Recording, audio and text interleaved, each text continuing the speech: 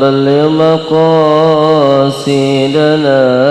واغفر لنا ما مضى يا واسع الكرم يا رب بالمصطفى بلغ مقاصدنا واغفر لنا ما مضى يا واسع الكرم هو الحبيب الذي ترجى شفاعته لكل حول من الأهوال مقتحم يا رب بالمصطفى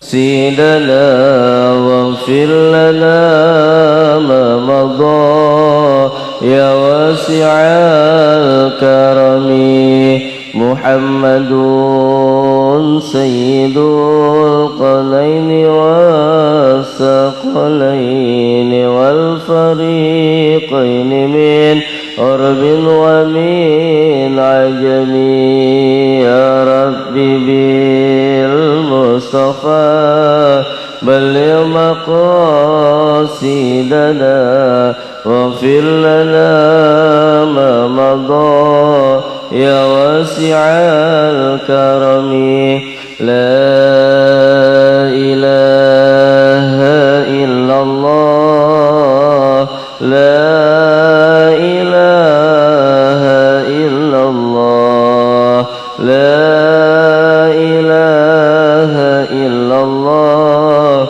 محمد رسول الله يا الله بها يا الله بها يا الله بحسن الختيمة يا الله بها يا الله بها بحسن الختيمة اللهم صل وسلم وبارك عليه.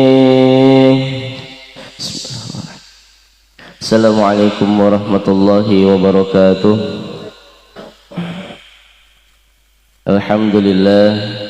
Alhamdulillahilladzi anzala as-sakinata fi qulubil mu'minin liyazdadu imanan ma'a imanihim. Asyhadu an la ilaha illallah wahdahu la syarikalah wa asyhadu anna Muhammadan 'abduhu wa rasuluhu la nabiyya ba'dah.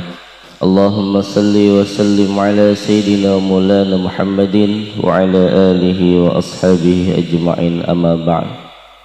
Yang kita hormati, yang insyaallah dimuliakan oleh Allah Subhanahu wa taala, guru kita Al-Mukarram Al-Muhtaram Yai Muhammad Syarif Fadli SPDI, yang kita doakan mudah-mudahan senantiasa Allah berikan panjang umur, sehat jasmani dan rohani, serta dimudahkan dalam segala urusan dan juga dakwahnya.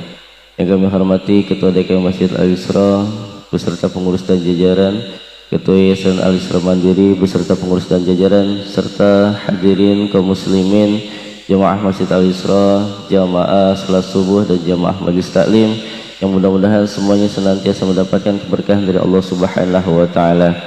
Syukur alhamdulillah, pada kesempatan subuh hari ini kita semua masih diberikan kenikmatan oleh Allah Subhanahu wa taala, nikmat iman Islam serta sehat walafiat, sehingga alhamdulillah kita masih bisa dan mampu melaksanakan kewajibannya, yaitu salat subuh berjamaah. Salawat dan salam mudah-mudahan senantiasa Allah limpahkan, Allah curahkan kepada junjungan kita Nabi Agung Muhammad sallallahu alaihi wasallam, pada keluarganya, sahabatnya, dan kita selaku umat yang mudah-mudahan kita semuanya mendapatkan syafaatnya di yaumil kiamah nanti. Hadirin jamaah rahimakumullah, alhamdulillah pada kesempatan hari ini di pekan yang keempat ya, kuliah pada subuh kita di bulan Desember ya, di akhir tahun 2021. Alhamdulillah kita masih bisa mengikuti bersama-sama. Insyaallah mudah-mudahan tentunya dengan keistiqomahan kita bisa sama-sama mengikuti kajian yang dilaksanakan oleh Masjid Al-Isra, kajian ba'da subuh, kajian ba'da maghrib, yang mudah-mudahan ini semua sebagai bekal kita kembali pada Allah Subhanahu wa taala, tentunya bekal terbaik ya di hadapan Allah Subhanahu wa taala.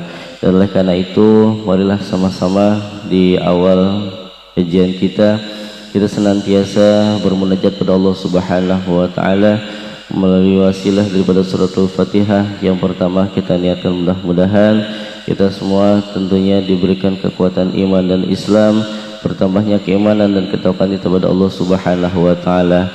Kemudian yang kedua, sama-sama kita juga berdoa pada Allah Subhanahu wa taala untuk diri kita, keluarga dan juga handai tolan ataupun sanak famili yang mungkin sedang mendapatkan ujian dari Allah Subhanahu wa taala berupa penyakit, mudah-mudahan diberikan kesembuhan, diangkat penyakitnya oleh Allah Subhanahu wa taala. Ala hadihin niyah wa likulli niyatin shalihah wa ila hadratin Nabi Muhammad sallallahu alaihi wasallam. Al-Fatihah. A'udzu billahi minasy syaithanir rajim. Bismillahirrahmanirrahim. Alhamdulillahi rabbil alamin arrahmanir rahim maliki yaumiddin. Iyyaka na'budu wa iyyaka nasta'in. Ihdinas siratal mustaqim. صراط الذين أنعمت عليهم غير المغضوب عليهم ولا الضالين. Amin. Amin amin ya rabbal alamin. Baik para jemaah sekalian, mari sama-sama kita persiapkan diri kita untuk mendengarkan materi ataupun kajian pada kesempatan subuh hari ini yang disampaikan oleh guru kita bersama. Kepada beliau dipersilakan.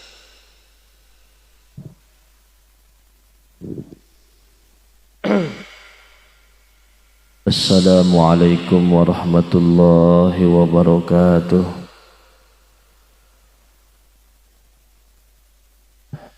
Alhamdulillahi hamdan wa syukran lillah wassalatu wassalamu ala rasulillah Sayyidina Muhammadin ibni abdillah wa la hawla wa la quwwata illa billah. Ashhadu an la ilaha illallah wahdahu la syarikalah wa ashhadu anna sayyidana Muhammadan abduhu wa rasuluhu la nabiyya ba'dah. Allahumma salli wa sallim wa barik wa karrim ala sayyidina Muhammadin wa ala alihi wa ashabihi ajma'in wa man tabi'ahum bi ihsanin ila yaumiddin, amma ba'du.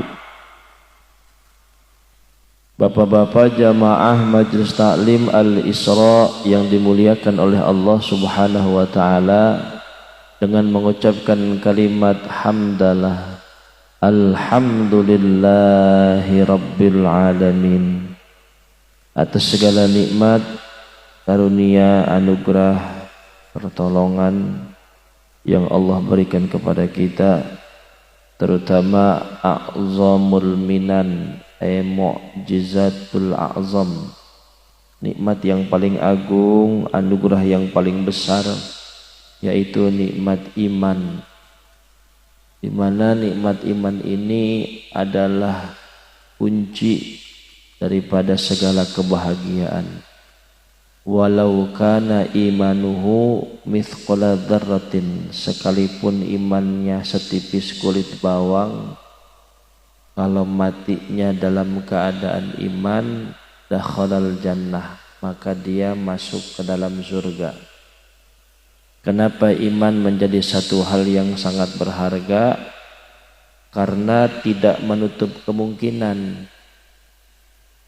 Sebab manusia imannya dibagi menjadi 4. Kata ulama, yang pertama, ada golongan manusia yuhyi mu'minan wa yamutu mu'minan, hidupnya iman, matinya masih dalam keadaan iman. Ini ideal. Yang kedua, yuhyi mu'minan wa yamutu kafiron, hidupnya iman, lahirnya dari orang tua yang beriman, kumpulnya bareng bersama orang-orang beriman, tapi matinya dalam keadaan kafir. Ini juga enggak sedikit. Yang ketiga, yuhyi kafiron wa yamutu mu'minan, hidupnya kafir, orang tuanya kafir, tapi matinya iman, mu'alaf, masuk Islam. Ini banyak. Yang keempat, yuhyi kafiran wa yamutu kafiran, hidupnya kafir, matinya kafir. Lalu yang selamat yang mana? Alladzina sabaquna bil iman. Yang sekarang selamat adalah orang-orang yang telah mendahului kita. Orang tua kita, kakak nenek kita, dia hidupnya iman, matinya pun dalam keadaan iman. Ini namanya husnul khotimah. Yang masih dalam ancaman siapa? Kita ini. Yang masih belum mendapatkan ketenangan, kita yang sekarang masih hidup. Karena konsekuensinya boleh jadi mati iman, boleh jadi mati kafir. Na'udzubillahi min dzalik. Makanya tidak ada yang tahu. Ini namanya rahasia ilahi. Oleh karena itu ulama berpesan, beramallah, lakukan kebaikan, jangan pilih-pilih. Sebab boleh jadi dari amalan yang kecil akan mendatangkan ridho dari Allah Subhanahu wa ta'ala. Rasulullah bersabda, wala tahqiranna minal ma'rufi syai'an walau antalqa akhaka biwajhin talqin. Jangan remehkan itu amalan yang kecil-kecil. Apa amalan kecil? Walau antalqa akhaka biwajhin talqin, yaitu dengan memasang wajah yang ceria ketika bertemu dengan saudaranya, dengan memasang wajah yang senyum ketika berhadapan dengan keluarganya. Itu adalah amalan kecil tapi sangat besar, mengundang ridho dari Allah Subhanahu wa ta'ala.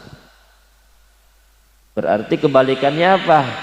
Orang yang cemberut, yang suka ngeluh, ini termasuk dosa. Makanya minal kabair, termasuk dosa besar, bukan zina, bukan mabok, bukan mencuri saja, tapi mengeluh. Tahu mengeluh, Pak? Tapi tidak menerima kenyataan, itu juga dosa besar. Karena saat itu dia sedang suuzon kepada Allah. Saat itu dia tidak menerima pemberian. Saat itu dia lari dari kenyataan. Seakan-akan rezeki pembagian yang sudah Allah berikan kepada kita adalah tidak adil. Padahal Allah seadil-adilnya, itu Allah Subhanahu wa ta'ala. Tahu porsi manusia berapa sih harus dikasih nikmat, dan gak ada yang sama. Gak ada yang sama, tergantung porsinya. Begitu juga ujian berbanding lurus dengan kenikmatan. Nikmatnya besar, ya berarti ujiannya besar. Nikmatnya sedang, ujiannya sedang. Nikmatnya kecil, ujiannya kecil, tergantung kadar kemampuan manusia. La yukallifullahu nafsan illa wus'aha. Ini tanamkan betul nih Pak, patri dalam diri kita nih. Allah tidak akan menguji manusia di luar batas kemampuannya. Berarti apa? Inna likulli da'in dawaun. Setiap penyakit pasti ada obat. Inna likulli dhiqin makhraja. Setiap kesempitan pasti ada jalan keluarnya. Inna likulli hammin faraja. Setiap kesusahan pasti Allah ciptakan solusinya. Gak ada penyakit gak ada obatnya, itu gak ada. Gak ada masalah gak ada jalan keluarnya. Ada semua. Makanya kalau kita pahami betul ayat ini, maka jauh sebelum Allah jadikan penyakit, musibah, ujian, kesusahan, kesempitan, terlebih dahulu Allah sudah ciptakan obat, jalan keluar, solusi. Artinya apa? Setiap masalah kita sebenarnya udah ada belum jalan keluarnya? Udah Pak, udah. Udah fafiru ilallah aja, lari menuju Allah. Jangan lari meninggalkan Allah. Makanya kata Rasul, orang beriman tuh hebat. Kenapa? Dia mampu mengelola nikmat dan mampu mengelola ujian. Ketika dapat nikmat, syakara, dia bersyukur. Ketika dapat ujian, sobaro, dia bersabar. Jadi nikmat dan ujian juga harus dikelola, Pak.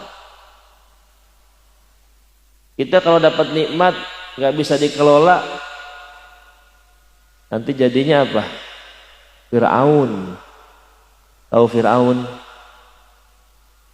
Saking gagahnya, punya bala tentara, kerajaan, dahsyatnya bukan main.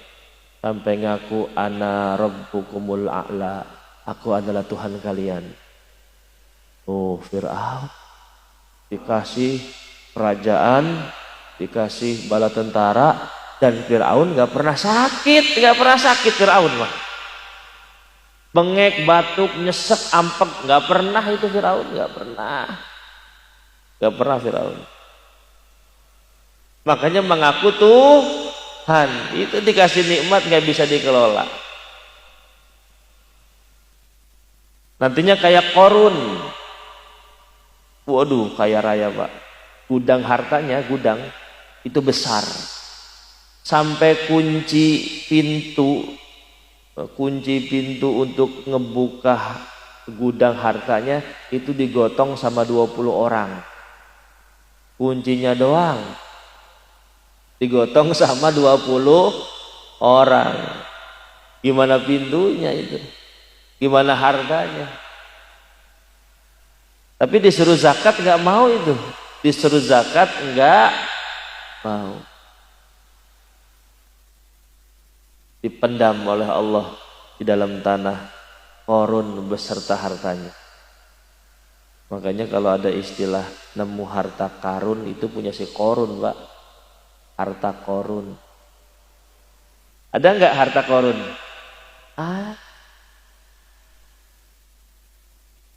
Fir'aun ditenggelamkan oleh Allah bersama bala tentara. Dikasih nikmat, gak mau bersyukur. Tapi Nabi Sulaiman karena orang soleh, dikasih nikmat, dia bersyukur. Apa kata Nabi Sulaiman? Istananya megah, semua perabotannya terbuat dari yakut, dari jamrud, dari zabarzat, melebihi emas dan perak. Itu singgasana Nabi Sulaiman. Apa kata beliau? Hadza min fadli Rabbi, ini adalah anugerah dari Tuhanku. Liyabluwani ya ashkuru am akfur, untuk mengujiku apakah aku orang yang bersyukur atau kufur. Tuh Nabi Sulaiman. Makanya Bapak kalau dapat nikmat katakan hadza min fadli Rabbi, ini adalah anugerah Tuhan. Bukan kerja keras Bapak, bukan peras keringat Bapak, bukan banting tulang Bapak, bukan. Inna lil abdi kasbun kullifa walakin lam yu'athir fa'rifa. Apa yang Bapak dapat selama ini itu bukan hasil kerja keras Bapak. Inna lil abdi kasbun kullifa, manusia hanya wajib berusaha, tapi Allah lah yang menentukan. Tapi kan kita sudah ikhtiar. Yang menciptakan ikhtiar itu siapa? Allah. Tapi kita bangun pagi, pulang pagi, yang ngasih sehat siapa? Allah. Makanya ada hamba yang 500 tahun ibadah tanpa maksiat, merasa dirinya hebat, merasa dirinya paling taat.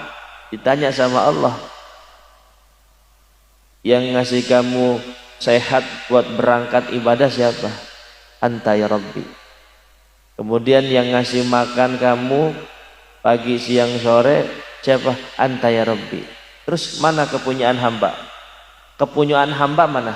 Ada enggak? Ini dari ujung ke ujung ada enggak kepunyaan kita? Ada enggak? Enggak ada.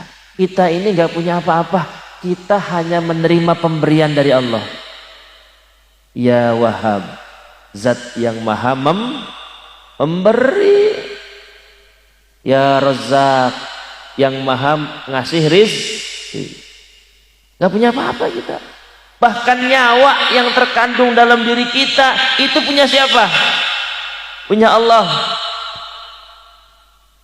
Bisa gak Bapak mengelola nyawa? Pak, ini nyawa supaya gak keluar dari tubuh kita, dikelola sama kita. Bisa apa enggak? Enggak bisa. Nyawa masuk dengan sendirinya, keluar juga dengan sendirinya. Kenapa kita sombong? Wah, ini kalau bukan karena gua nih gak bakal jadi ini. Wah, ini kalau bukan karena kerja keras kita nih gak beres nih urusan. Nyawa aja kita gak bisa punya ikhtiar, punya kuasa untuk mengelola ini yang ada dalam diri kita. Ruh yang terkandung dalam badan masuk pergi itu atas kuasa Allah. Berapa banyak mati?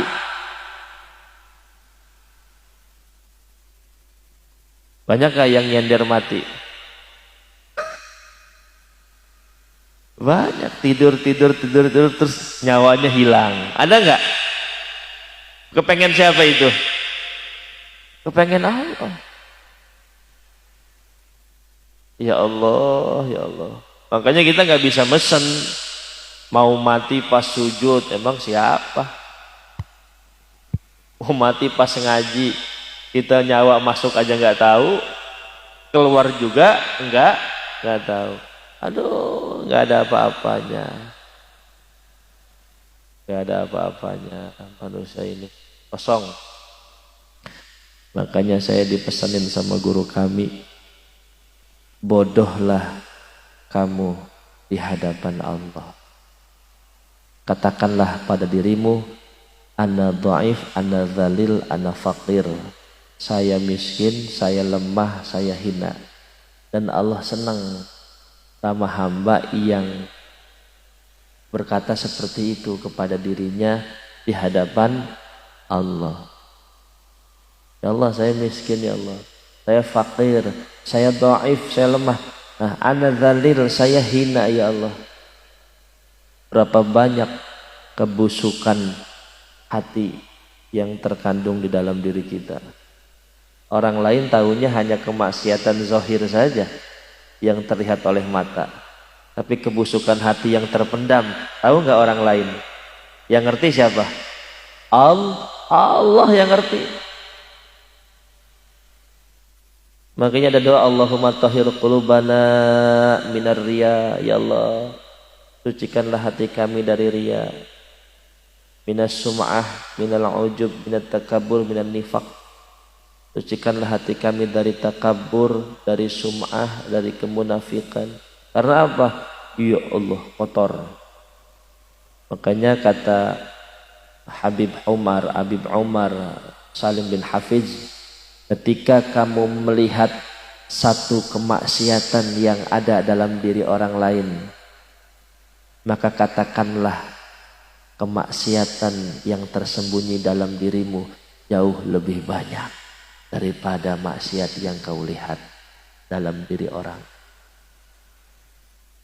Saya ulangi, ketika kamu melihat satu kemaksiatan yang tampak dalam diri orang lain, maka katakanlah kemaksiatanmu yang tersembunyi di dalam dirimu jauh lebih banyak, sehingga kamu tidak sering menuduh orang salah,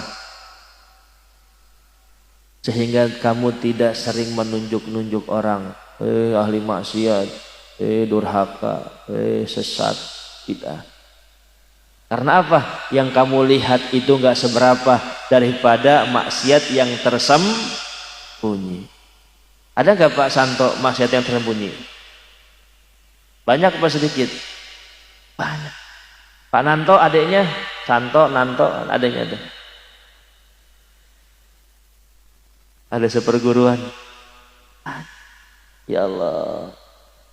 Makanya harus 3 Pak kita belajar itu. Syariat, Thariqat, hakikat. Jangan syariat aja. Kalau syariat aja yang salah banyak, Pak. Kayaknya harus naik level. Makanya kata Gus Mik, Kiai Haji Hamim Jazuli, pelosok Kediri, Jawa Timur, kalau kita memandang diri kita itu tasaddud, harus keras, harus melihat dengan syariat. Enggak sholat, dosa besar. Enggak puasa, dosa besar. Enggak ngaji, dosa besar. Itu memandang diri kita dengan syariat, sehingga ketat dalam beragama. Tapi kalau memandang orang lain, harus tasahul, harus ringan, menggunakan kacamata hakikat, sehingga tidak sering menuduh orang salah. Enggak ngaji, ya barangkali dia sibuk. Ketinggalan sholat, barangkali dia lupa. Kan lupa, ketiduran, uzur bukan dalam sholat. Uzur. Jadi memandang orang itu pakai hakikat. Sehingga apa? Tidak gampang menuduh orang. Ya. Tapi kalau memandang diri kita, harus pakai syariat. Supaya ketat dalam beragama. Inilah yang diajarkan oleh ulama-ulama Wali Songo, Pak. Kenapa mereka berdakwah? Padahal budaya Jawa yang ada di Indonesia ini sangat kental sekali dengan animisme, ya, menyembah roh nenek moyang, dinamisme, batu-batuan, pohon besar. Tapi mereka berdakwah, nggak ada yang tersakiti, nggak ada. Makanya di Sunan Kudus itu, Menara Kudus itu masih ada itu. Apa itu bentuk-bentuk candi-candi seperti itu kan? Padahal di Masjid Kudus itu. Karena kenapa? Dulu orang Kudus Hindu. Makanya nggak ada sampai sekarang kurban nyembelih sapi di Kudus. Adanya apa? Kebo, karena masih ada hormat, Pak. Masih ada nilai hormat, menjaga kehormatan yang mereka menganggap sapi itu suci, masih dihargai, Pak. Selama masih ada kebo yang diperbolehkan, ya udah jangan sapi, kebo aja. Jadinya sakit hati nggak tuh mereka? Enggak. Wali Songo luar biasa itu. Sekarang masih ada wayang nggak? Masih, tapi diganti ceritanya. Ya Allah. Lemah lembut. Makanya dakwahnya ghilzah warifqah, tegas tapi lembut. Lembut tapi tegas. Itu Wali Songo. Kalau datang ke sini langsung frontal, Pak. Waduh. Gak bisa masuk itu Islam di tanah Jawa. Makanya yang bikin pesantren pertama adalah Wali Songo, yang membuat kurikulum santri nginep di pondok dengan metode sorogan, metode bandongan, metode hafalan, dengan metode setor terhadap gurunya, kitab dan lain sebagainya. Membawa kitab-kitab Timur Tengah itu kan Jurumiyah, Jawatul Qorib, kitab Sorob, itu kan bukan karangan orang Indonesia, tapi karangan orang luar. Yang bawa ke sini siapa? Wali Songo. Bapak ngerti surutul wudu'i, Bapak ngerti arkanus sholati, rukun sholat, syarat wudu, itu dari literasi kitab kuning, kitab klasik. Kitab klasik, kitab kuning yang bawa dari luar negeri ke sini siapa? Wali Songo. Makanya nggak bisa dipisahkan pesantren dan Wali Songo itu. Bagaimana kita caranya untuk mengenang jasa beliau? Ziarah ke Wali Songo. Ini nggak ada yang ikut nih Al-Isra nih. Ziarah Wali Songo. Ya. Kemarin Sunan Gunung Jati. nanti ke Demak, Raden Fatah, ke Kudus, Sunan Muria, kemudian Sunan Kudus, nanti terus ke Tuban, di situ Sunan Bonang, nanti ke Lamongan, di situ ada Sunan Derajat, Sunan Giri, nanti ke Surabaya ada Sunan Ampel. Pernah ke sana Pak? Wih, pernah nggak? Ngapain aja di dunia ini? Pak Lagimin, udah belum? Hah? Kan kalau pulang ke Jawa, orang-orang Jawa kan nih, mampir nggak ke wali-wali itu? Pak Santo orang mana? Jawa mana? Brebes. Itu kan lewat Cirebon itu. Gunung Jati. Pernah ke sana? Lewat doang.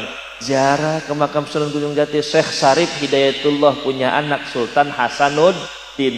Itu di Banten dulu yang menguasai orang Baduy. Datang Sultan Hasanuddin, utusan ayahnya Gunung Jati. Akhirnya Baduy kalah, tinggal di gunung Rangkas Pitung. Islam tersebar luas di daerah Banten, jadi kota wali, banyak para santri.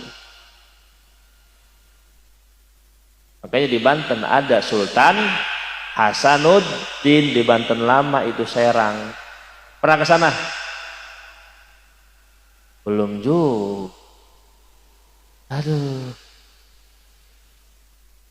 Kapan libur seminggu kapan? 5 hari Pak ke Wali Songo itu, sampai ke Madura Syekhina Khalil Bangkalan. 5 hari. Nginepnya di 2 tempat, di Demak sama di Bonang di Tuban. Selain itu di bis terus. Wah, itu perjalanan spiritual tuh, apalagi Min. Siap?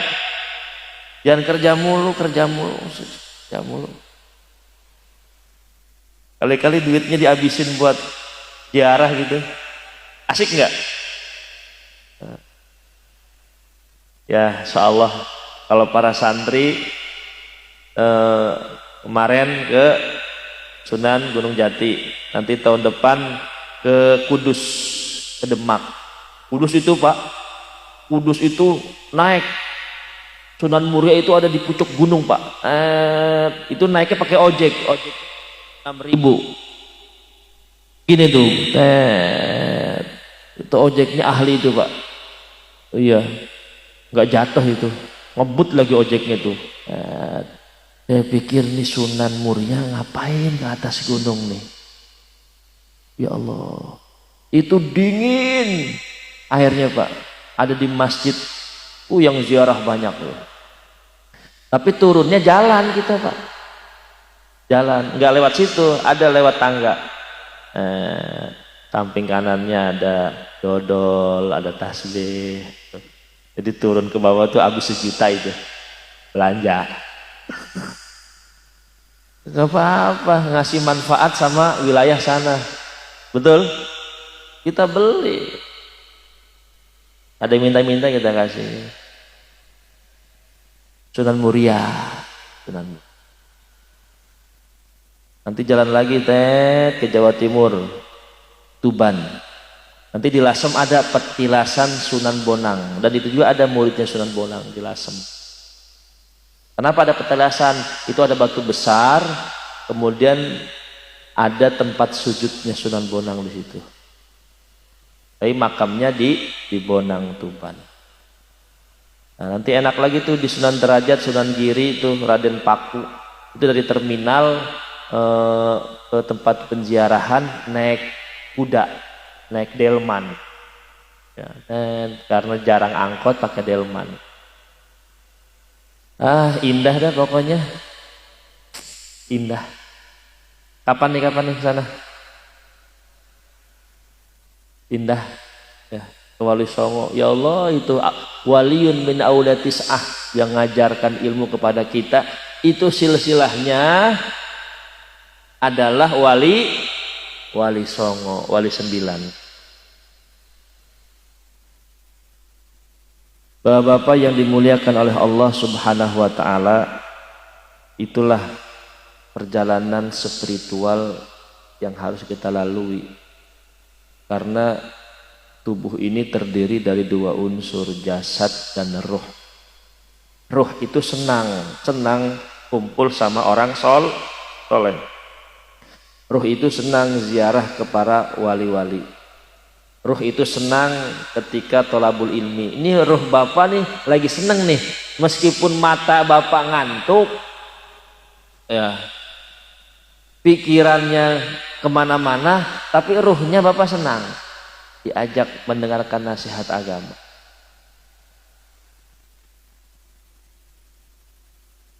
Bapak-bapak yang dimuliakan oleh Allah,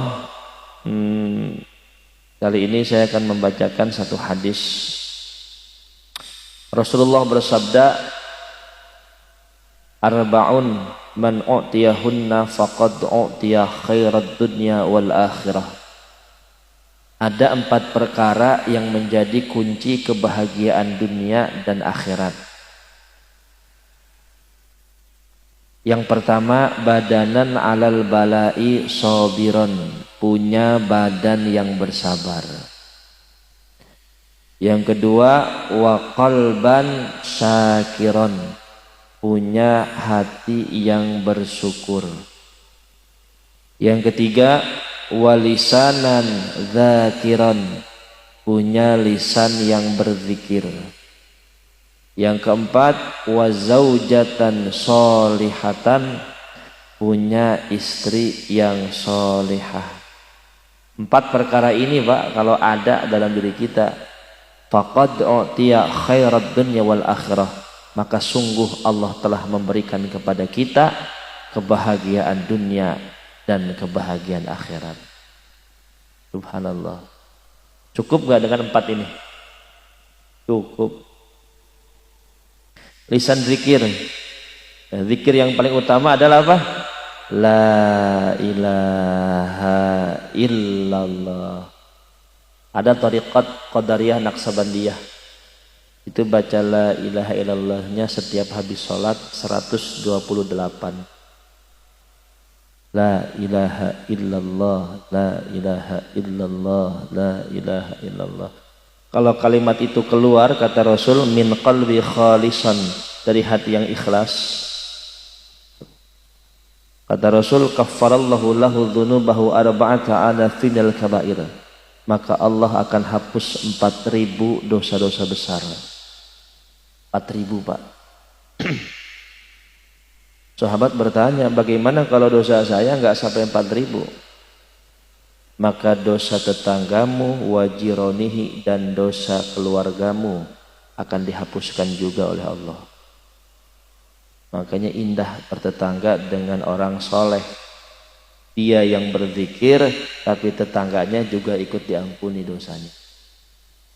Arba'ata alafin minal kabair, 4.000 dosa besar diampuni oleh Allah. Mengucapkan kalimat la ilaha illallah. Tapi bukan di ujung bibir itu, dalam hati yang paling dalam. Makanya orang soleh itu mi'atu jiran, memberikan kemanfaatan kepada 100 tetangga kanan kiri.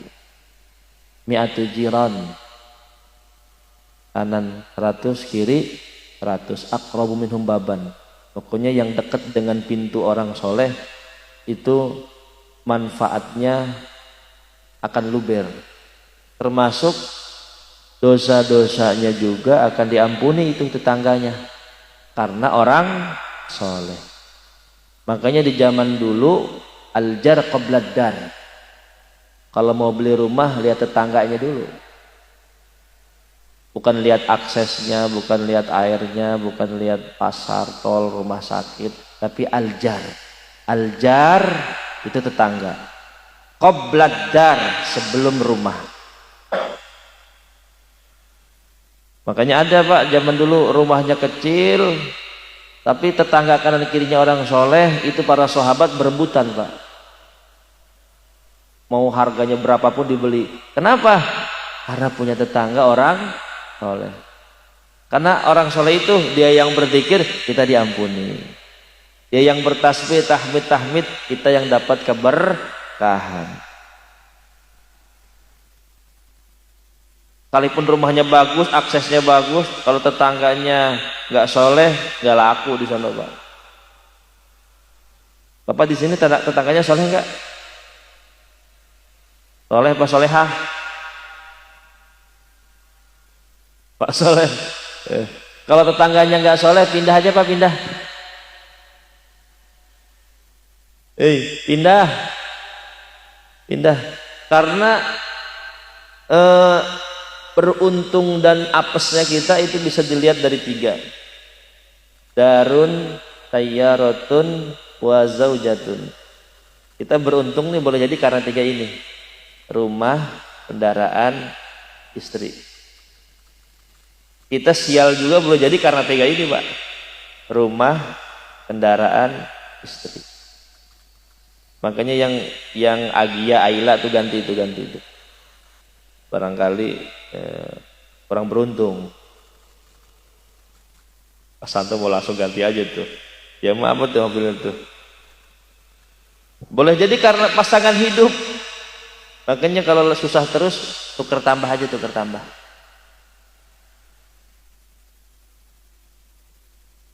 Boleh jadi karena rumah. Ini hadis ini bukan kirata nih, bukan kira-kira tapi nyata, tapi hadis.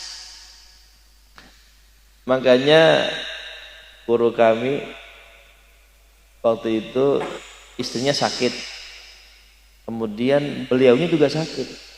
Jadi 2 orang suami istri itu kiai masuk ke rumah sakit, nanya ke anaknya namanya Arif, coba kamu periksa kenapa bapak sama ibu bisa sakit barengan. Kata Arif diperiksa, karena bapak beli mobil baru. Oh yaudah jual mobilnya. Pas mobilnya dijual sembuh itu. Pas mobilnya dijual sembuh. Bisa begitu ya? Boleh jadi karena mobil tuh Pak Lagimin jual itu Pajero Spotnya. Kasih aja. Ya. Boleh jadi karena istri karena istri.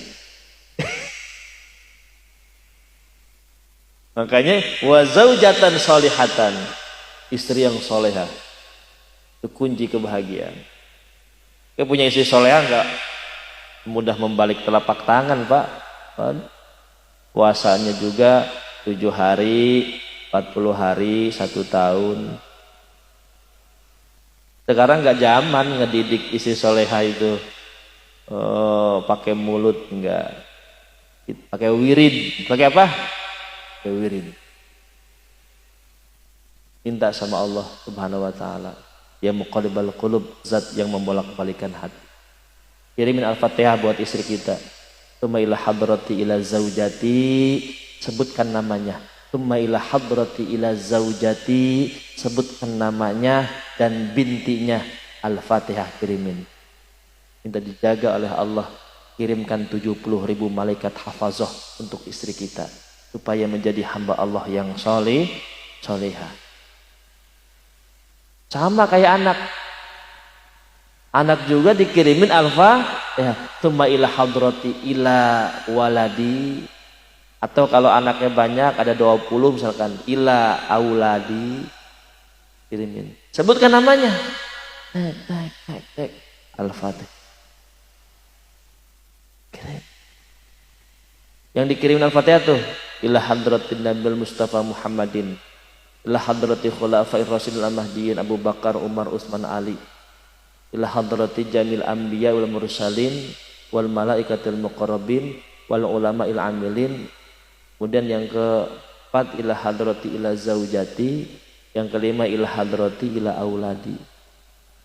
Itu dapat semua nabi, sahabat, semua para rasul, para ulama, para malaikat, kemudian istri kita, anak kita. Itu di Al-Fatihahin. Kalau bahasa kitanya namanya tawassul. Apa? Itu kata Gus Nik itu kayak Haji Hamim Jazuli. Sekarang itu yang paling ampuh mendidik anak dan istri, ya, selain menempatkan mengajarkan dengan ilmu agama, kirimin surat Al-Fatihah. Itu juga zikir Sab'ul Mathani, 7 ayat yang diulang-ulang setiap sholat. Itu gimana nggak ampuh itu? Subuh dibaca 2, asar 4, zuhur 4, maghrib 3, isya 4. Diulang terus Sab'ul Mathani. Ampuh nggak tuh? Sesuatu at-ta'arif, at-tajrib, sesuatu yang diulang-ulang itu pasti punya keramat. Baca Al-Fatihah. Kalau dulu kiai ngajarinnya subuh Al-Fatihah, habis subuh baca 21, habis zuhur 22, habis asar 23, habis maghrib 24, habis 10. Jadi sehari semalam itu Fatihah. Ampuh mujarab. Itu kalau ngobatin orang itu Al-Fatihah yang dibaca. Basahi radbun min dzikrillah. Basahi lisan kita dengan berzikir kepada Allah. Mughayyaban ala nuril arsy. Nanti di akhirat tubuh kita seluruhnya disinari dengan cahaya. Karena apa? Lisannya berzikir. Apalagi zikir setelah la ilaha illallah, istighfar. Astaghfirullahal azim. Astaghfirullahal azim. Astaghfirullahal azim. Bukan kalau di TV itu bukan astagfirullah. Apa ya? Astagfirullah. Astagfirullah pakai pi. Astagfirullah, istighfar. Bukan istighfar. Istighfar. Aktsiru minal istighfar, kata Rasul, perbanyaklah kalian membaca istighfar. Faman aktsara minhu, faman dan barang siapa aktsara minhu yang banyak istighfarnya, ja'alallahu lahu min kulli ghammin wa hammin faraja, maka Allah jadikan setiap kegelisahan dan kesusahan jalan keluar. Wa razaqahu min haitsu la yahtasibu, dan Allah akan berikan rezeki dari jalan yang tidak terduga. Min wajhin la yakhtaru bi balihi, yaitu jalan yang tidak pernah terbersit sebelumnya di dalam hati kita. Wa fi riwayatil Ahmad, dan riwayat Imam Ahmad an Ibnu Abbas, dari sahabat Ibnu Abbas, man aktsara minal istighfar ja'alallahu lahu min kulli hammin faraja wa min kulli dhiqin makhraja wa razaqahu Allahu min haitsu la yahtasib. Yang baca istighfar, masalah akan Allah kasih solusinya, kesempitan Allah kasih jalan keluarnya, dan rizki Allah berikan dari jalan yang tidak terduga. Wa qala an-Nawawi fil adhkar wa raina fi sunanin Abi Dawud wa Ibnu Majah an Ibnu Abbas qala Rasulullah sallallahu alaihi wasallam, man lazimal istighfara ja'alallahu lahu min kulli dhiqin makhraja wa min kulli hammin faraza wa razaqahu Allahu min haitsu la yahtasib. Wa fi riwayat Ahmad an Aisyah, idza kathrat dzunubul 'abdi falam yakul lahu minal 'amal ma yukaffiruha ibtalahu Allahu bil huzni yukaffiruha anhu bihi. Wa huwa haditsu hasan. Wa fi riwayatin bil hammi idza kathara dzunubal insan al muslim falam yakul lahu minal 'amal as-shalih ma yukaffiruha li faqdihi aw liqillatihi ibtalahu Allah bil husni yukaffiruha anhu faqad ma yahsulu minal humum wal ghumum min at-taqsir fi ta'ah. Ini hadis ada beberapa riwayat, Pak, tentang keutamaan istighfar, mulai dari Ibnu Majah, Imam Ahmad, Aisyah, Ibnu Abbas yang mengatakan orang yang sering istighfar itu fadilahnya 3. Allah kasih jalan keluar dari setiap masalah, Allah kasih solusi dari setiap kesempitan, dan Allah akan kasih rizki dari jalan yang tidak terduga. Min wajhin la yahturu bibalihi, yaitu jalan yang belum pernah terbesit sedikit pun. Dari mana nih rizki datangnya? Minta Allah kasih itu. Makanya kunci dari setiap permasalahan dan problematika istighfar, selesai urusan. Selesai urusan. Bapak bangun malam nih, wabil ashari nastaghfirun. Di waktu sahur, di waktu pagi, habis sholat, Bapak istighfar. Astagfirullahaladzim, astagfirullahaladzim, astagfirullahaladzim. Selesai urusan, Pak. Selesai urusan. Kata siapa? Kata siapa ini? Kata Rasulullah Sallallahu Alaihi Wasallam. Hadisnya mutawatir. Apa hadis mutawatir? Jalur periwayatannya nggak satu, tapi jalur periwayatannya banyak dari beberapa sahabat. Sahih istighfar. Apa yang nggak selesai dengan istighfar? Selesai dengan istighfar.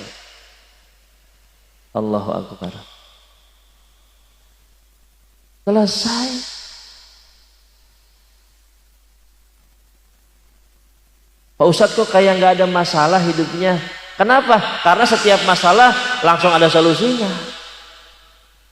Pak Andang kok kayak nggak pernah pusing? Kenapa? Karena setiap pusing langsung ketemu jalan keluar. Kan yang ribet mah Pak, dikasih masalah nggak ketemu itu makhrojanya, farojanya, min haitsu la yahtasibnya.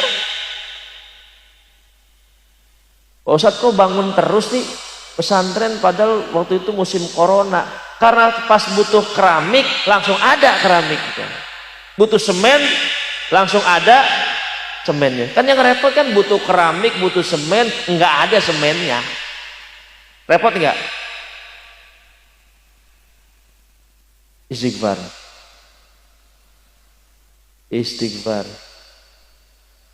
ya Pak, istighfar. Rasulullah sehari semalam tidak kurang dari 100. Berarti berapa tuh? Ya wallahu alam. Berarti yang penting sehari semalam Rasul itu istighfarnya tidak kurang dari 100. Padahal mata qaddama wa ta'akhkharat ghufrallahu dzunubahu. Dosa yang lalu, dosa yang akan datang udah dihapus oleh Allah. Rasul mah nggak pernah dosa. Tapi istighfarnya lebih tidak kurang dari 100. Astagfirullahalazim. Udah itu aja kalimatnya. Artinya apa? Astaghfiru, aku memohon ampun. Allah, kepada Allah, Al-Azima, yang maha agung. Saya kasih artinya nih.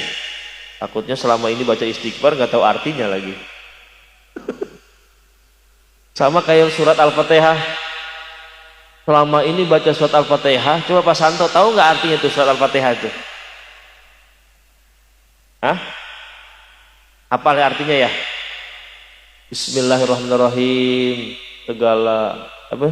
Dengan menyebut nama Allah yang Maha Pengasih lagi Maha Penyayang. Alhamdulillahirabbil alamin. Segala puji bagi Allah yang menguasai seluruh alam. Ar-Rahmanir-Rahim, yang Maha Pengasih lagi Maha Penyayang. Maliki Yaumiddin, yang merajai. Iyyaka na'budu, kepadamu, hanya kepadamu kami menyembah. Wa iyyaka nasta'in, dan hanya kepadamu kami memohon pertolongan. Ihdinas siratal mustaqim, tunjukkanlah kami ke jalan yang lurus. Siratal ladzina an'amta alaihim, yaitu jalannya orang-orang yang telah engkau berikan nikmat. Ghairil maghdubi, bukan jalan orang yang kamu benci. Waladhdallin, dan juga bukan jalan orang yang tersesat. Amin. Apa amin? Artinya istajib du'aana, kabulkanlah doa-doa kami. Amin.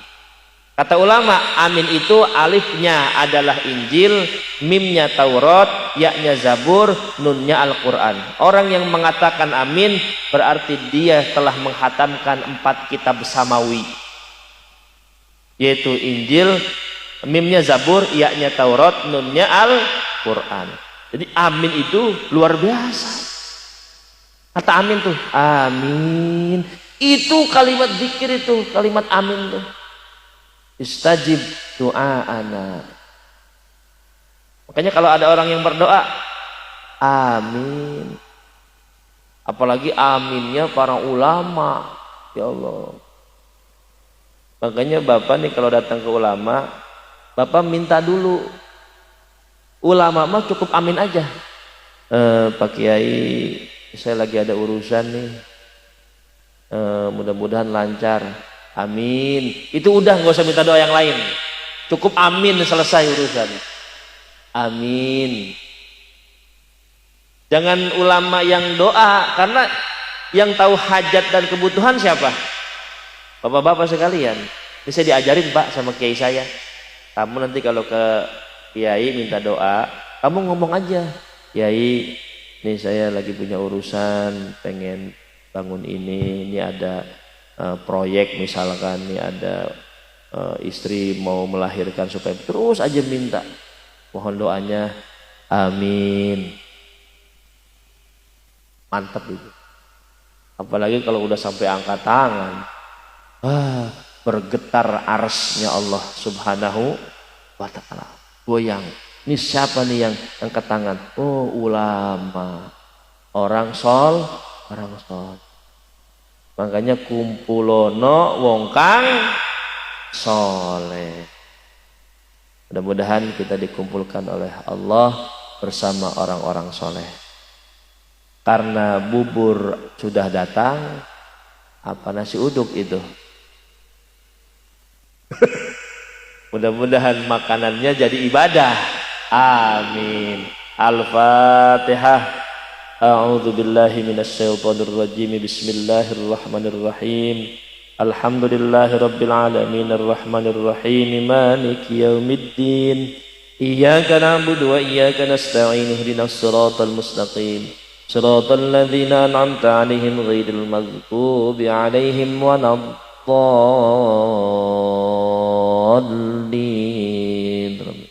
Amin. A'udzu billahi minasyaitonir rajim. Bismillahirrahmanirrahim. Allahumma salli wa sallim wa barik wa karim ala sayyidina wa syafi'ina wa karimina wa qurrati a'yunina wa maulana Muhammad. Alhamdulillahi rabbil alamin hamdas syakirin hamdan na'imin hamdan yuafi ni'amahu yukafi mazidah. Ya Rabbana lakal hamdu wa lakas syukru wa lakal mulku kama yanbaghi li jalali wajhikal karimi wa azimi sultanik. Allahumma ahyina bihayatil ulama, ya Allah hidupkanlah kami seperti hidupnya para ulama. Wa amitna bimatis syuhada, dan wafatkanlah kami seperti wafatnya para syuhada. Wahsurna yaumal qiyamati fi zumratil awliya, dan kumpulkanlah kami di padang mahsyar bersama para aulia. Wadkhilnal jannata ma'ar rusuli wal anbiya, dan masukkanlah kami Allah ke dalam surgamu bersama para nabi dan rasul. Birahmatika ya arhamar rahimin. Allahumma inna nas'aluka ilman nafi'an, ya Allah berikanlah kami ilmu yang bermanfaat. Wa auladan abraran, putra putri yang soleh dan solehah. Wa rizqan halalan thayyiban, rezeki yang halal yang baik. Wasi'an mubarakan, yang luas yang bermanfaat. Min ghairi ta'abin, rezeki yang tidak susah mencarinya ya Allah. Wala masaqatin, dan rezeki yang tidak usah susah payah ya Allah. Wala dhairin, dan rezeki yang bukan berada di tempat bahaya ya Allah. Wala nasobin, dan bukan rezeki yang membawa beban ya Allah. Rezeki yang enteng mencarinya, rezeki yang ringan ya Allah, yang berkah, yang banyak, yang manfaat ya Allah. Rezeki untuk perjuangan dalam agamamu ya Allah. Rabbighfir lana wa liwalidina warhamhum kama rabbawna shighara. Rabbana atina fid dunya hasanah wa fil akhirati hasanah wa qina adzabannar. Subhana rabbika rabbil izzati amma yasifun wa salamun alal mursalin walhamdulillahi rabbil alamin. Sekian dari kami. Assalamualaikum warahmatullahi wabarakatuh. Waalaikumsalam warahmatullahi wabarakatuh. Hadirin jemaah rahimakumullah. Alhamdulillah untuk kajian subuh pada hari ini tentunya banyak sekali ilmu yang disampaikan oleh guru kita, dan juga tentunya amalan dalam kehidupan kita sehari-hari, dan tentunya perbanyak berzikir dengan istighfar dan mohon ampun pada Allah Subhanahu wa taala. Insyaallah mudah-mudahan akan bahagia hidup kita baik di dunia maupun di akhirat kelak nanti. Mari sama-sama kita membaca istighfar, ampun pada Allah Subhanahu wa taala, kemudian baca hamdalah dan kafaratul majlis. Astaghfirullahal azim, astaghfirullahal azim, astaghfirullahal azim. Innallaha ghafurur rahim. Alhamdulillahi rabbil alamin. Subhanakallahumma wa bihamdik, asyhadu an la ilaha illa anta, astaghfiruka wa atubu ilaik. wallahu muwaffiq ila aqwamit thoriq. Assalamualaikum warahmatullahi wabarakatuh.